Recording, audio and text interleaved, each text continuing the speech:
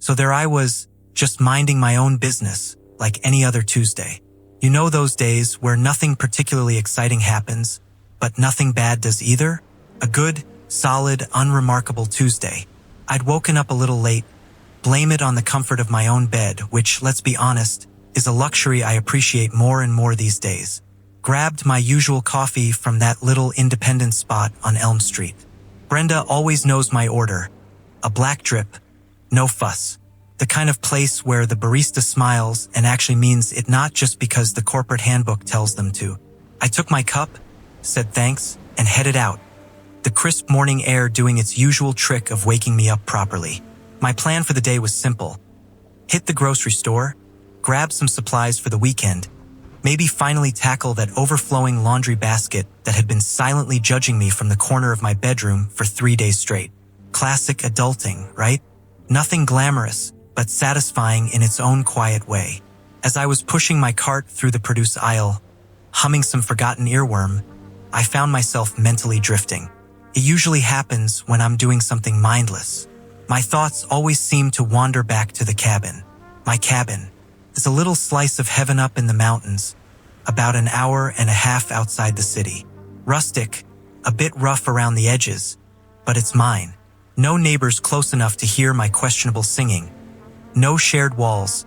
No endless stream of unsolicited opinions on my lawn ornaments. Just trees, a quiet stream, and the occasional deer that wanders by like it owns the place. Which, honestly, it probably does more than I do. I bought that cabin years ago, a fixer-upper. Really, but it was perfect. Needed a new roof, some electrical work, the whole 9 yards. But the peace and quiet? Unbeatable. It's exactly what I needed after years of apartment living, where every sneeze from the upstairs neighbor felt like a personal invasion. I'd spent countless weekends up there, pouring sweat and a good chunk of my savings into making it exactly what I wanted. A sanctuary. And the best part? It's completely off the grid in terms of community management. Anyway, no HOA. Not a single one. Just me and the wilderness.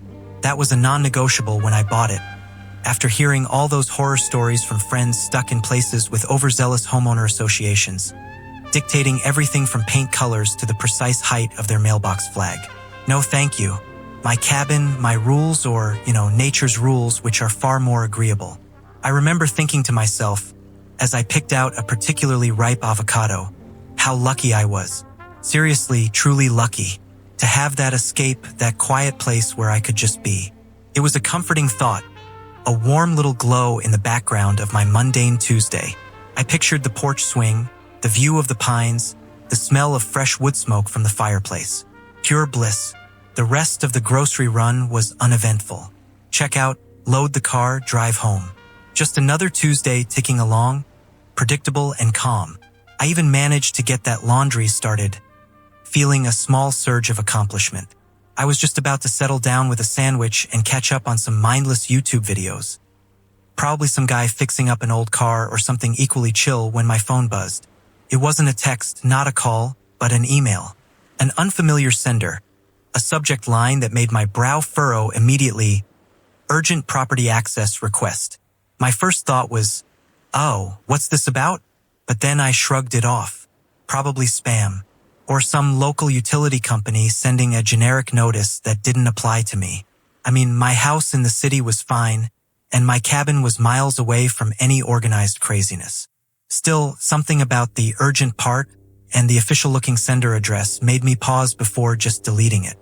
I opened it, and that's when my perfectly ordinary, calm, mundane Tuesday decided it was done being calm, mundane, and ordinary. So there I was, soaking up the last rays of a perfect late summer afternoon. My cabin nestled deep in the pines was exactly what I needed after a brutal week. No internet, spotty cell service, just the rustle of the wind through the trees and the occasional distant squawk of a hawk. This place, my little slice of heaven, was miles from any subdivision, any planned community, definitely miles from any kind of homeowners association. That's precisely why I bought it. Freedom from the petty tyrants and busybodies. I'd spent the morning clearing some fallen branches, then settled onto my porch swing with a cold drink, watching the deer graze peacefully in the meadow below. Life was good, uninterrupted, serene. until it wasn't. A dull rumble, distant at first, then growing louder, started to intrude on the quiet. My eyebrows furrowed. It wasn't the sound of my neighbor's old pickup, nor the distinct thrum of a delivery truck. This was heavier, more polished somehow. I leaned forward slightly, peering down the long, winding dirt track that led up to my place. The track, mind you, is private, clearly marked, not a public road. And then I saw it, a gleaming, unnecessarily large SUV, the kind that clearly hasn't seen a speck of dirt in its life, crawling slowly up my private drive. My first thought was, who in the world? My second, a low grumble of annoyance, was, are they lost? And my third, as the vehicle pulled to a halt right in front of my porch, a good 20 feet from where I was sitting, was, oh, hell no. The driver's side door swung open with a muffled thud, and out stepped a woman who, I kid you not, looked like she just walked off a catalog shoot for Suburban Matron magazine. Perfect blonde bob, designer athleisure where that probably cost more than my entire weekly grocery bill, and sunglasses perched on her head like a crown. She had that certain air about her, the kind that practically screamed, I manage multiple investment properties and I demand to speak to your manager. My internal alarm bells started clanging. This wasn't a lost tourist. This was an event. She didn't even glance at me at first. She just surveyed my cabin, her gaze sweeping over the rustic log walls, the slightly overgrown flower beds, the well-used but sturdy porch swing I was currently occupying. Her expression was a subtle cocktail of disdain and something else I couldn't quite place, proprietary interest. Maybe it was unsettling. Then she turned, those sunglasses still firmly on her head, and made eye contact. Or rather, she made eye contact with the space just above my head, as if I were a particularly uninteresting piece of furniture. She took a deep, theatrical breath, puffed out her chest just a little, and in a voice that was both surprisingly loud and dripping with an unearned authority, she announced, well, finally, we've been trying to reach you for weeks. My drink, halfway to my lips, paused. Excuse me, I said, lowering it slowly. My confusion was genuine. I don't get reached by anyone I don't want to be. My privacy here is sacred. She actually scoffed, a little delicate huff that still managed to convey utter contempt. Don't excuse me, young man. This is a very serious matter. We've had numerous complaints, and quite frankly, your refusal to cooperate has become a significant liability to the association. The word association hung in the air, echoing the subtle panic that had started to bubble up from my gut. My association? What association? My property isn't part of any association. It's literally surrounded by national forest land on 3 sides and a private hunting lease on the 4th. The closest real subdivision with an HOA is a solid 30-minute drive down the mountain, over the river and through 2 towns. Ma'am, I began, trying to keep my voice even, though the annoyance was starting to simmer. I think you have the wrong address. I don't belong to any association. This is private property. She finally lowered her sunglasses, revealing a pair of eyes that were narrowed, critical, and utterly devoid of warmth. They swept over me, from my worn t-shirt and cargo shorts to my bare feet, as if cataloging all the ways I was failing to meet her invisible standards. Oh, I assure you, we have the right address, Mr. Peterson. She paused, letting the name hang there, like she was dropping a bombshell. And this property, as of last month, is under the jurisdiction of the Whisper Creek Homeowners Association. You were notified, repeatedly, of the outstanding dues and the violation notices. My mouth actually dropped open. Mr. Peterson? My name isn't Peterson. And Whisper Creek HOA. That's the subdivision I mentioned, the one way down the mountain. This was beyond confusing. This was unhinged. Ma'am, with all due respect, you're mistaken, I said, trying to inject some calm into my tone, though my mind was racing. My name isn't Peterson, and my property is not, and has never been, part of Whisper Creek. I own this land outright, free and clear, deeded directly to me. There's no HOA involved. She put her hands on her hips, her perfect posture stiffening even further. Her eyes, those cold, calculating eyes widened slightly, but not with surprise or understanding. No, it was more like she was seeing a particularly stubborn child who refused to acknowledge the obvious. "Don't try to play ignorant with me, young man. We have the paperwork." The board voted unanimously to foreclose on the property due to non-payment of dues and multiple egregious violations of our covenants, conditions, and restrictions. She gestured vaguely at my cabin, then at the surrounding woods. "You've completely neglected the exterior landscaping, for one. And your shed that's even up to code? The paint is peeling. It's an eyesore, frankly." I stared at her. "My shed? It's a perfectly functional, rustic shed. Exactly what you'd expect on a remote cabin property. And the exterior landscaping was literally wild forest." I felt a slow burn start deep in my chest.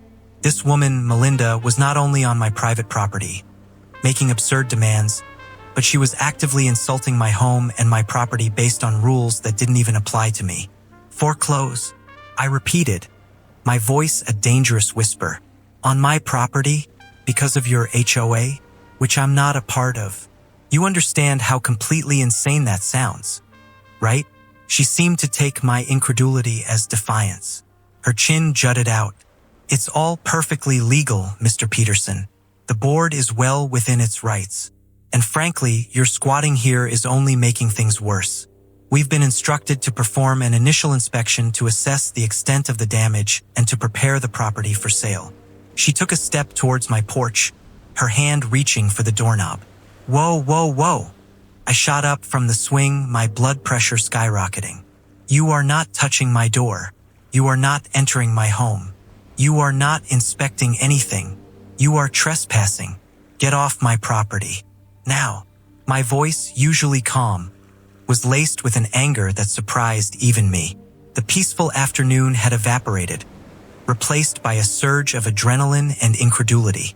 This woman, this complete stranger, was trying to walk into my cabin, claiming ownership, and talking about foreclosure on a property she had no jurisdiction over. It was surreal. She stopped dead, her hand hovering inches from the doorknob, her mouth slightly agape. She clearly wasn't used to being challenged, especially not with such blunt force. Her perfect composure wavered for a fraction of a second, then snapped back into place, hardening. "Do you know who I am?" she demanded, her voice rising in pitch, a clear sign she was losing control.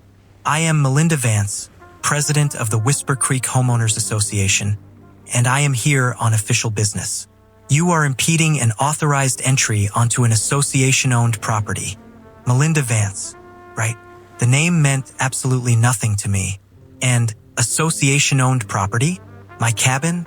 The one I bought with my own hard-earned money, the one I poured sweat equity into? This was a special kind of crazy. My annoyance now had a strong undercurrent of disbelief, rapidly turning into a solid wall of righteous indignation. This wasn't just a misunderstanding, this was an outright hostile takeover attempt from someone who couldn't even bother to verify basic facts. "Melinda Vance," I said slowly, enunciating each syllable. "I don't care if you're the Queen of England. You are on my private property. You have no authority here. Your HOA has no authority here. And I am telling you, for the last time, to get in your unnecessarily large SUV and drive away, before I call the sheriff." Her face, which had been a mask of entitled confidence, began to crack. A faint flush started on her cheeks. "You wouldn't dare," she hissed, her voice now a low, furious growl. "Oh, I absolutely would," I retorted, pulling my phone from my pocket. Despite the spotty service, I usually had enough signal to make an emergency call. And unlike you, Melinda, when I call the sheriff, they'll actually listen. Because I'm the one whose property rights are being violated. I held the phone up, my thumb hovering over the keypad, my gaze locked on hers. Her eyes flickered from my face to the phone, then back to my cabin, then to the dense woods surrounding us. The absolute peace of the afternoon was shattered, replaced by the humming tension of a confrontation I never asked for, but was now fully prepared to win. This was going to be a long afternoon. So, I'm out there, finally getting around to fixing that leaky faucet in the guest bath. It's a Saturday, sun's high, A gentle breeze rustling through the pines. Birds are chirping their little hearts out, just the kind of day you truly live for when you own a cabin tucked away from all the city noise and, well, all the city people. I had my tools spread out on a battered old wooden bench, grease already smudged on my hands from wrestling with a stubborn pipe joint, whistling some old, forgotten tune from the 80s. I was deep in my happy place, just enjoying the quiet, the smell of pine and damp earth, the sheer solitude.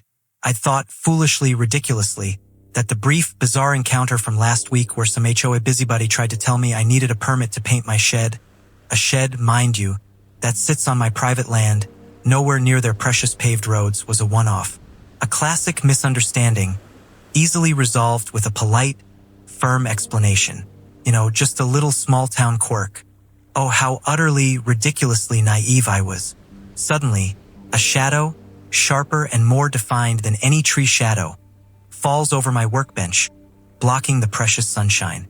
My whistle falters. I slowly straighten up, wiping my brow with the back of a greasy hand. And there she is again, the self-proclaimed empress of the Lakeside Estates Homeowners Association, Brenda.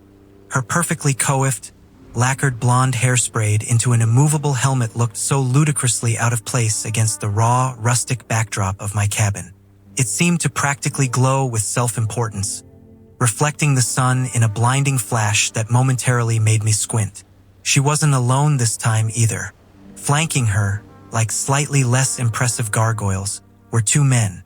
One was in a slightly too tight, faded blue polo shirt that screamed retired municipal worker who never stopped telling people what to do, his gut straining against the fabric. The other was a younger guy, probably a nephew or some poor intern Brenda had strong-armed into acting as her personal security detail, looking utterly miserable, shuffling his feet and staring intently at his worn sneakers. Brenda had that same familiar pinched expression, like she'd just stumbled upon a dumpster fire, and apparently, that foul something was me and my complete, blissful disregard for her imaginary authority. "Mr. Peterson," she began, her voice cutting through the peaceful sounds of nature like a rusty saw blade, dripping with an almost theatrical condescension. "We need to talk. This simply cannot continue." I felt a familiar, unwelcome heat rising in my chest. I put down my wrench, slowly, deliberately, the clang echoing a little too loudly in the sudden silence. I could feel the familiar knot of irritation tightening in my stomach, already bracing myself for the fresh nonsense. "Brenda," I said, trying to keep my voice even calm, for the camera that definitely wasn't rolling, but also for my own rapidly fraying nerves. "We already talked. Extensively, if I recall. My property, as I explained with maps, deeds, and a friendly wave at the county line, is not part of your HOA.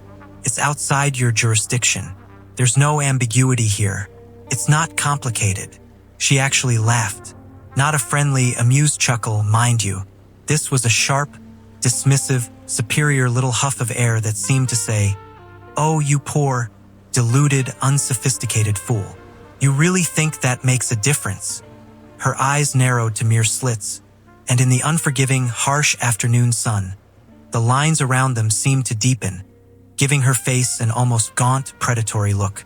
The shadows cast by the overhanging roof of my porch deepened the hollows under her cheekbones. The younger guy shifted his weight, clearly uncomfortable, still meticulously avoiding my gaze. Polo shirt guy just stared blankly ahead, like a loyal but dim-witted guard dog, his expression utterly devoid of thought or emotion.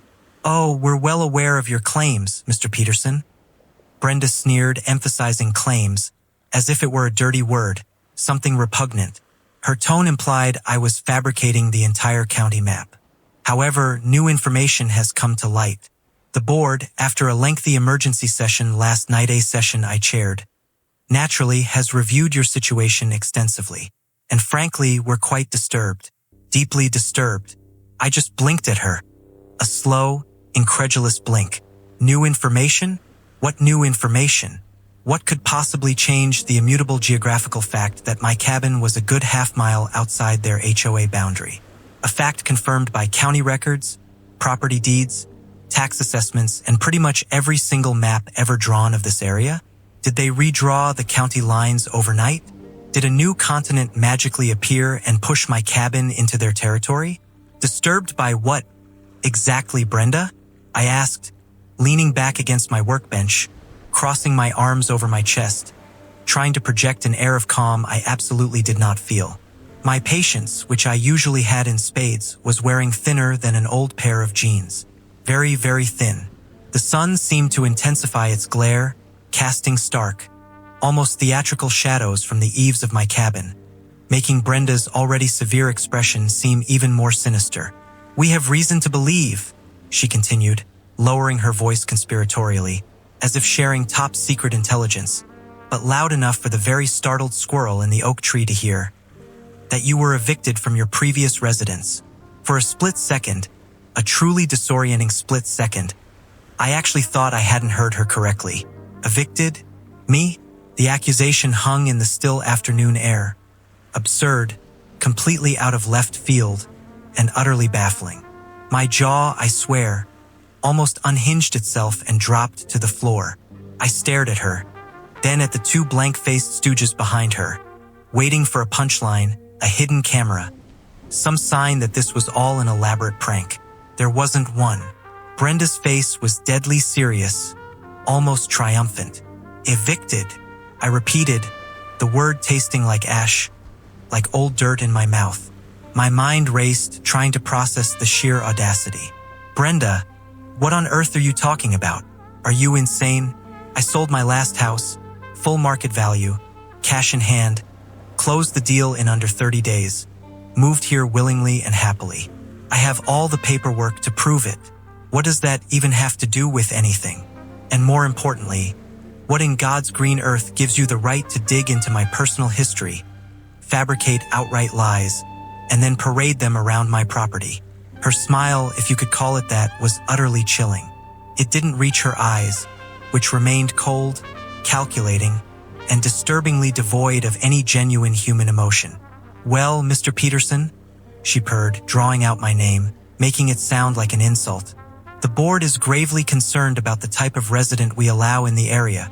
We have standards, you see, very high standards. And if there's a history of certain behaviors, such as financial instability or a refusal to adhere to community guidelines and, shall we say, a pattern of uncooperativeness which you are clearly demonstrating right now, we need to be aware. For the good of the community, naturally." My blood pressure, which I usually prided myself on keeping in check, started to climb like a rocket. This wasn't just about my property anymore. This was a personal attack, a deliberate, malicious smear campaign based on some utterly fabricated nonsense she'd either made up or twisted beyond recognition. And it was infuriating. I could feel my hands clenching into fists at my sides, my knuckles turning white, my jaw tightening so hard I thought my teeth might crack. I took a deep, shuddering breath, trying to channel the raw, surging rage into something coherent, something that wouldn't get me thrown on YouTube as crazy cabin guy yelling at little old lady. Though, to be fair, she wasn't that little, or that old, and definitely, unequivocally, not a lady at this point. She was a petty tyrant on a power trip. "Let's be crystal clear here, Brenda," I said, my voice low and steady, but with a dangerous, gravelly edge I usually reserved for situations involving truly aggressive salesmen or rogue wildlife. The harsh shadows from the cabin roof carved lines across my face, probably making me look as angry as I felt. "First, I was never evicted. That is a bald-faced lie, a despicable falsehood, and frankly, it's slanderous. You are accusing me of something that simply never happened. Second, my previous residence is none of your darn business, nor the business of your self-important board. It is private information, irrelevant to anything you claim to be doing. And third, and most crucially, I am not in your HOA. Your board has absolutely zero authority over me or my property. Zero. None. Nada. Not an iota of power." I took a slow, deliberate step closer to her, making sure my shadow, now long and ominous in the late afternoon sun, fell right over her, engulfing her in a momentary darkness. Her eyes widened slightly, a flicker of something that almost looked like genuine fear, or at least surprise, finally crossing her face. The younger guy actually let out a tiny gasp and took a quick, involuntary step back, nearly tripping over his own feet. Polo shirt guy remained inert, a statue of cluelessness, perhaps buffering. So, with all due respect, and I use that term so loosely it's practically a lie itself, I finished, my voice rising just enough to convey the full gravity and finality of my warning. You're bored, and your little posse of uninformed stooges need to turn around, walk back down that driveway, get in your car, and never ever step foot on my property again. Do you understand? Do I need to draw you a map? Because I'm quite serious. The next time you set foot here, it will be considered trespassing, and I will not hesitate to call the sheriff. Is that clear? I held her gaze, unwavering, daring her to argue, daring her to push it 1 inch further. The air crackled with tension, the peaceful Saturday morning completely shattered by this absurd, infuriating woman and her baseless, malicious accusations. I watched her, waiting, just waiting. So, after weeks of their increasingly unhinged letters and voicemails, I finally decided to spend a weekend at the cabin. I knew Brenda, the HOA president, was itching for a confrontation, but I figured she wouldn't actually show up at my private property, outside her jurisdiction. Boy, was I wrong. I was out on the porch, just enjoying my morning coffee, when a black SUV with an HOA sticker on the back pulled up. Brenda, looking like she'd just swallowed a lemon, stepped out, followed by a couple of her equally miserable-looking HOA cronies. I swear, they moved like a synchronized mob, all clutching their clipboards as if they were holy relics. "Mr. Peterson," Brenda yelled, her voice already cracking with indignation, even though she was still a good 20 feet away. "We are here to conduct the mandated property inspection. We tried to reach you, but you've been uncooperative." I took another slow sip of my coffee, feeling my blood pressure start its slow climb. Uncooperative? I'd sent them a certified letter, complete with a map and my deed, clearly showing my property was outside their HOA's boundaries. I'd even highlighted the parcel lines in bright red. "Brenda," I said, trying to keep my voice even, "we've been over this. You have no jurisdiction here. This isn't part of your HOA." She practically stomped her foot. "Nonsense. Your property falls within our designated zone of influence. Furthermore, we have received reports of unsanctioned modifications and an ongoing eviction process." Her cronies nodded in unison, like those bobblehead dogs on car dashboards. I almost choked on my coffee. "Eviction? I own this place outright. Brenda, are you feeling all right? There's no eviction process. I own this land. And for the 100th time, your HOA ends a good quarter-mile down the road." That's when she pulled out her phone, already holding it up like she was about to record me. "We have evidence, Mr. Peterson. Unconfirmed reports, mind you, but multiple sources indicating you are a squatter. And that's a violation of, well, something." A couple of my actual neighbors, who were out walking their dogs, had started to slow down, sensing the drama. I could see them exchanging glances, probably wondering what fresh hell Brenda was unleashing now. This was exactly what I wanted to avoid. But Brenda clearly thrived on public spectacle. Fine, I thought. Let's give them a show. "Evidence." I raised an eyebrow. "Brenda, show me the survey markers. Show me the deed that links my property to your HOA. Show me anything that gives you the right to be on my land, let alone demand access." She puffed out her chest, looking like a particularly indignant pigeon. "The spirit of the community, Mr. Peterson.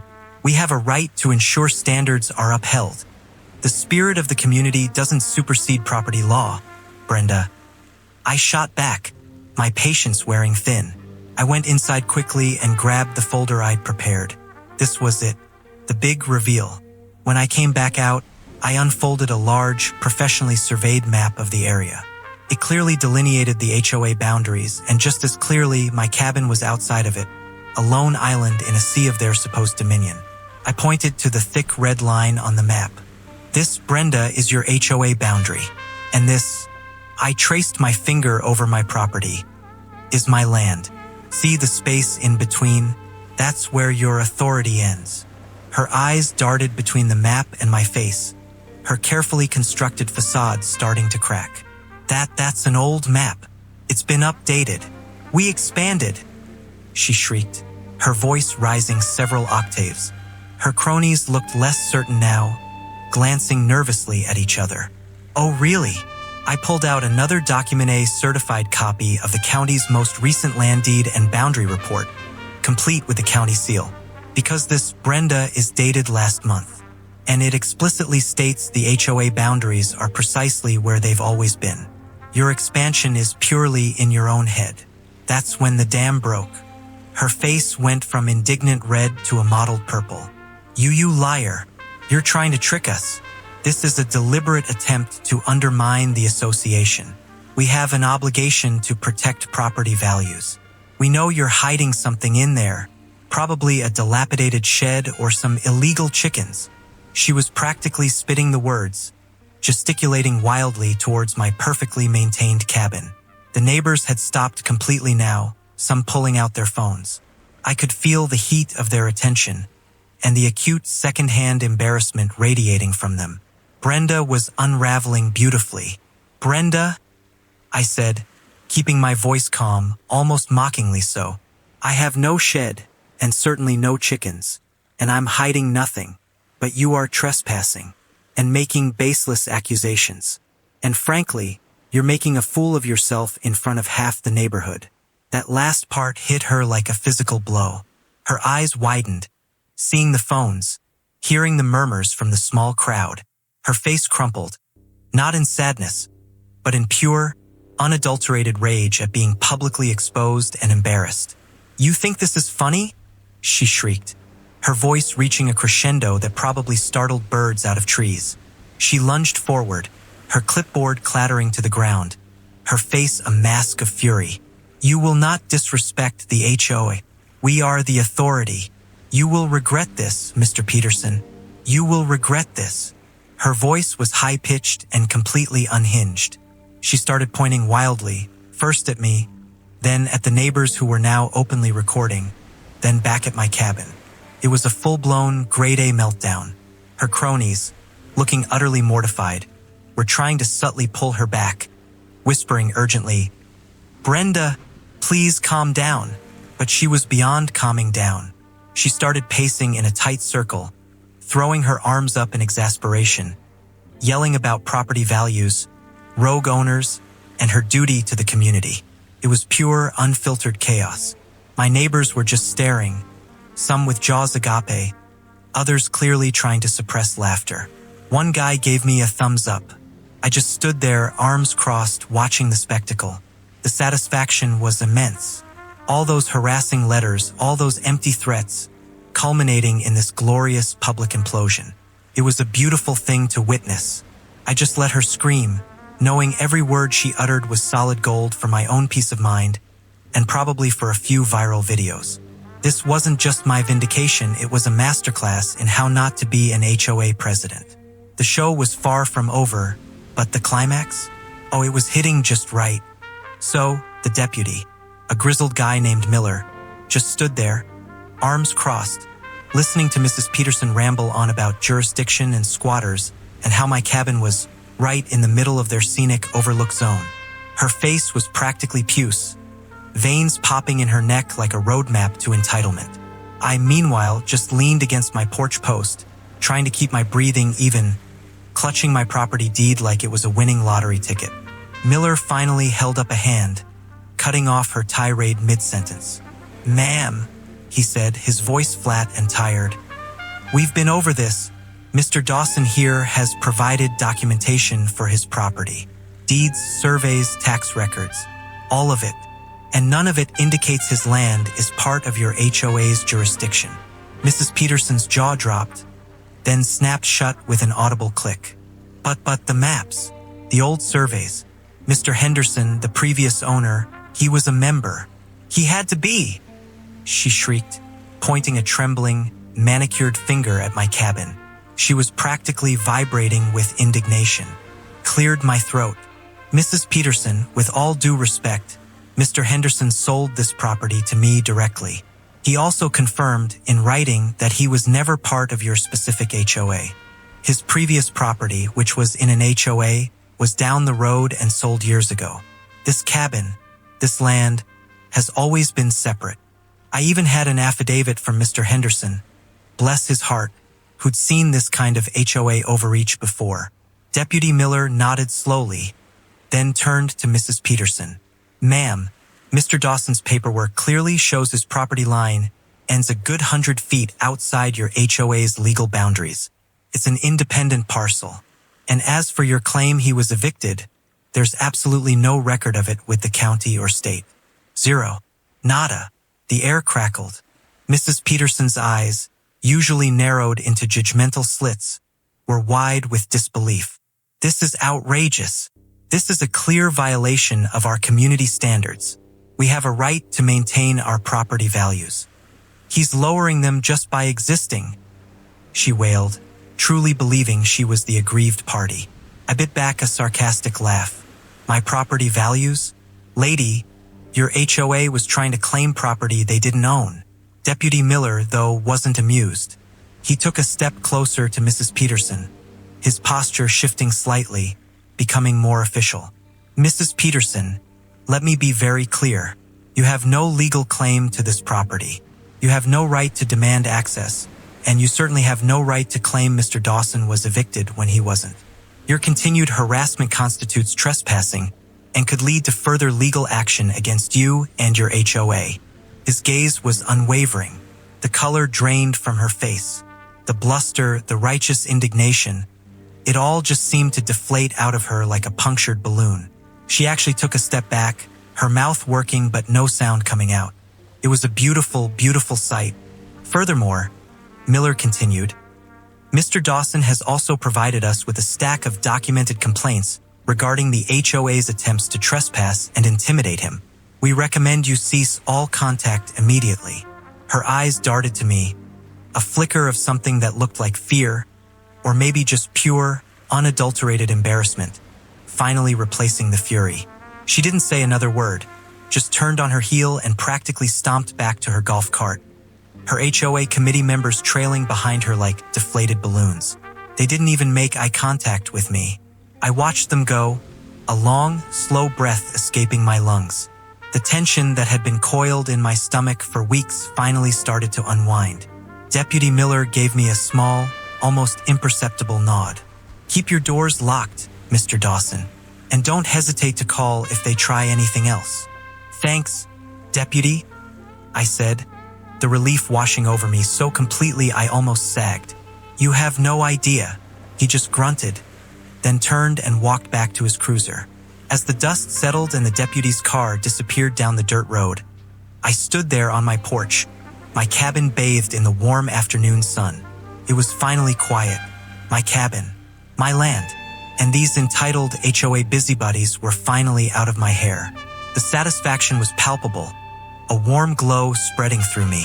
Justice wasn't just served, it was delivered with a bow and a stern warning.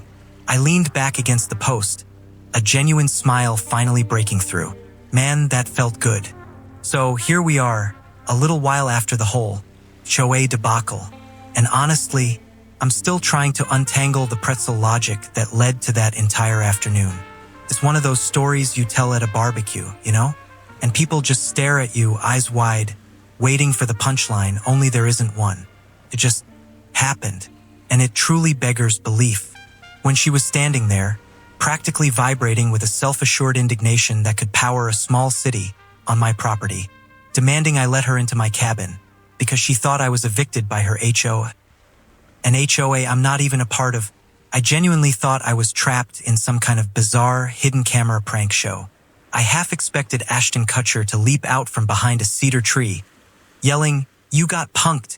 But no, it was just Brenda, in all her bewildering, entitled glory. The truly wild part, looking back, wasn't just her audacity, but her absolute, unwavering conviction. There wasn't a shadow of doubt in her eyes that she was entirely in the right, that I was some rogue squatter defiantly occupying her domain. And the way she kept repeating like a broken record, "We have a right to access the property. It's in the bylaws. You're in violation." As if those phrases alone were some magic incantation that would dissolve my property deeds and rewrite local municipality laws. I mean, my cabin is literally a full quarter mile outside their HOA boundary line. It's on a completely different plot of land, with separate tax records, a completely distinct private access road. It's not even visible from their development. Hidden by a dense stand of pines. It would be like me showing up at her house and demanding access because I thought her dog was barking too loud, even though I live in the next town over. The disconnect was monumental. After the sheriff, bless his calm, weary soul, politely but very firmly escorted her off my land, and let me tell you, watching that cruiser slowly pull away with her in the back seat, muttering about unprofessionalism, was a deeply satisfying sight. I actually braced myself for some kind of protracted follow-up. A cease and desist letter, another angry phone call from her, or perhaps the real HOA president. Maybe even some sort of difficult individual drone flying surveillance over my peaceful little retreat. But nothing. Absolute crickets. It was like she just vanished into the ether, her mission of righteous, completely misplaced indignation either entirely completed in her own mind, or perhaps utterly deflated by the cold, hard facts of property law. Part of me still can't quite wrap my head around it. The sheer audacity, the complete, utter lack of situational awareness or basic research. It's not just entitlement, it's a whole other stratosphere of reality distortion. And believe me, I've had my fair share of difficult individuals over the years, both in person and online. But this one truly takes the trophy for bewildering, aggressive ignorance. It makes you wonder how these people even navigate daily life without constantly running headfirst into walls they refuse to acknowledge. I guess the takeaway, if there's a silver lining to such an absurd cloud, is that you just have to stand your ground. You have to calmly, politely, but with unyielding firmness, tell these people exactly where the line is. Because if you don't, they'll just keep pushing, keep invading, keep demanding what they have absolutely no right to. It's genuinely exhausting, honestly. The mental gymnastics required to even begin to comprehend their logic, or rather, the complete absence thereof, is just draining. But then, after the initial frustration and disbelief wear off, there's also a perverse kind of amusement in it, isn't there? You walk away from it, and you're left with this incredible, unbelievable story. A story about a woman who truly believed she could claim ownership, or at least the right to access, something that absolutely, unequivocally, had nothing to do with her or her carefully delineated kingdom. And you just have to laugh. Because what else can you do? It's either laugh at the sheer, unadulterated absurdity, or you just bang your head against the nearest solid surface. I chose laughter, mostly, and the indelible image of her face when the sheriff, with that world-weary sigh, had to explain basic property law to her. Priceless, absolutely priceless. Some battles aren't worth fighting, but sometimes standing firm just yields the best stories and a little bit of peace.